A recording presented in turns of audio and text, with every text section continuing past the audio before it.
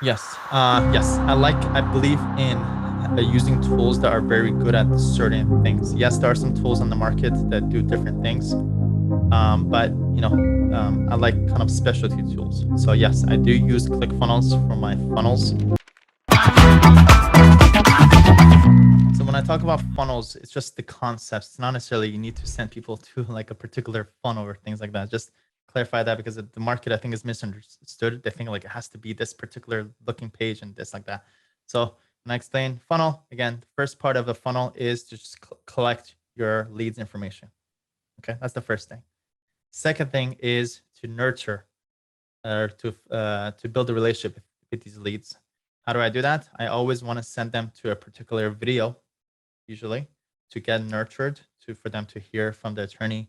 Here's how we can help you. You probably have this problem. Here's how we can help you. Look at all the other people that we helped in the past.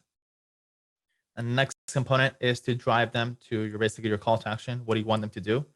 For law firm owners, it's one of two things: either give me a call right now or go book a time with me right now. There's nothing else you want them to do.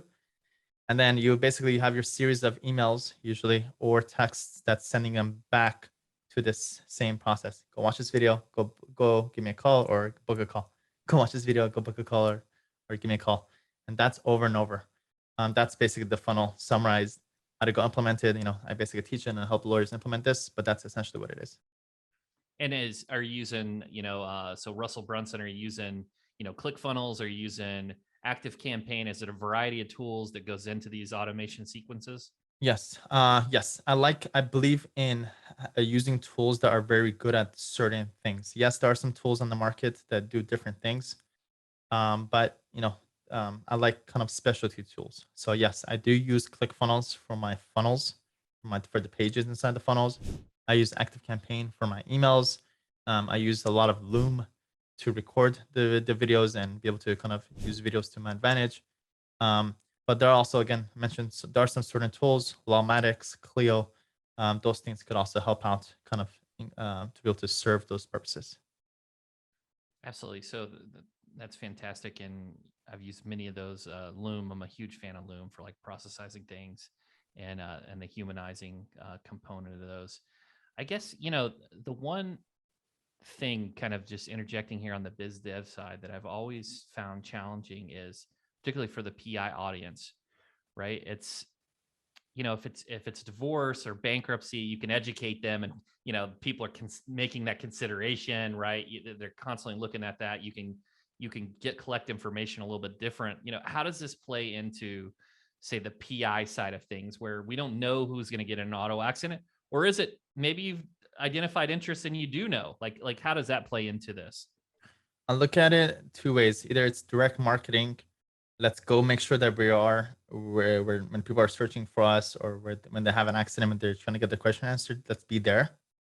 That's usually the best because the intent is there, the urgency is there, they're there when they need it.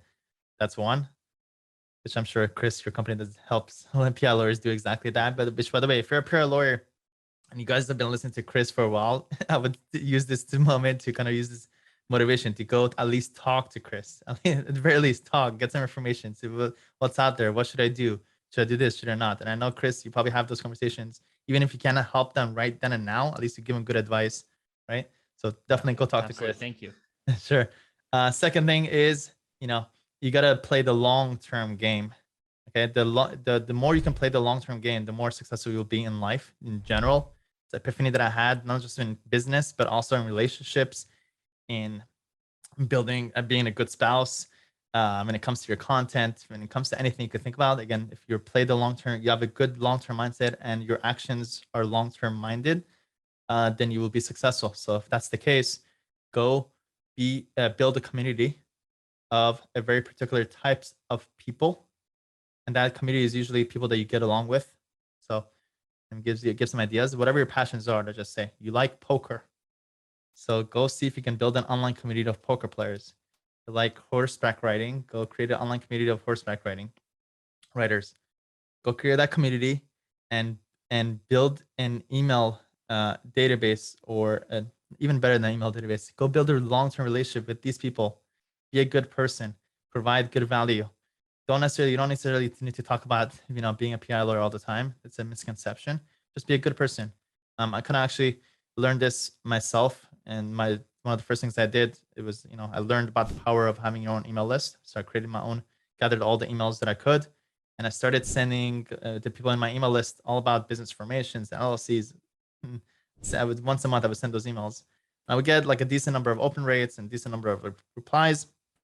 I'm like, wait a minute, let me switch it up. Let me start talking about life. Let me share some positive quotes, and let me do this other stuff. And when I started doing that, that's when I got a lot more engagement, a lot more replies. And also, when I noticed I would go out and meet people in person, they would always mention, "Hey, I love your newsletter," all that stuff. So, your content and your community that you built doesn't necessarily have to be about you being a PR lawyer. Just be a good person that also happens to be a PR lawyer.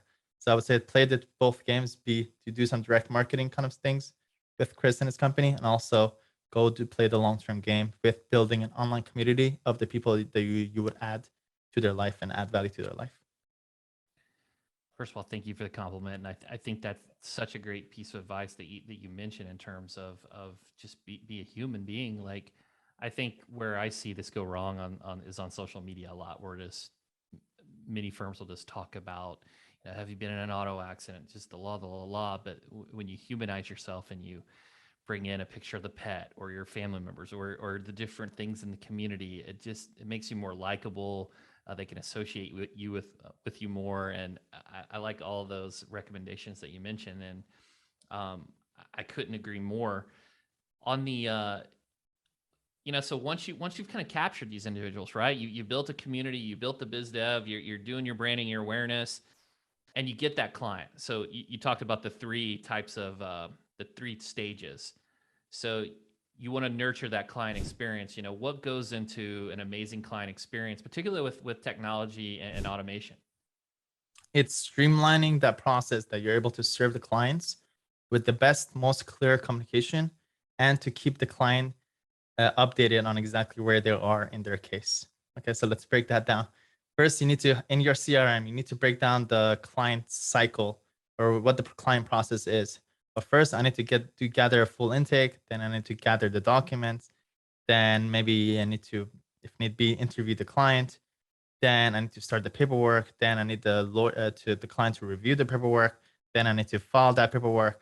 Then I need to get it ready for a response. Then review the response, whatever that is. Break down your entire process from A to Z.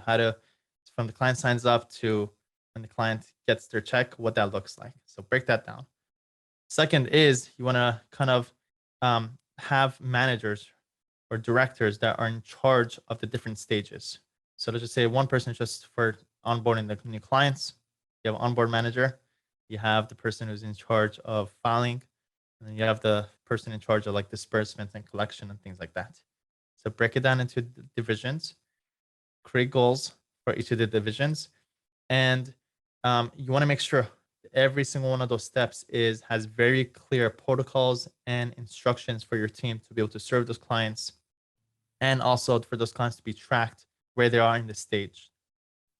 That's like really actively like building that system one time and make sure that's smooth and operating is really crucial. And second thing also is having, I think a lot of PR lawyers, are struggling with having their clients updated on where their clients are. You don't want the client to come and say, "Hey, where are we at with our file?" You want to be proactive. You want to have a client success manager whose only job is that once a week you go through this list of clients and just tell them where they are in their case. Even if there's no status, you just at least send an email. "Hey, just wanted to check in with you. Hope you had a great weekend. Just wanted to update you. Our next thing is still happening in June. You have nothing to do until then." When clients get a status update proactively from you without you asking for them, that really gives them ease of mind. They don't just stop thinking about it, and they will be much happier throughout the process and at the end, and you will get much happier clients and a lot of 5-star Google reviews at the end.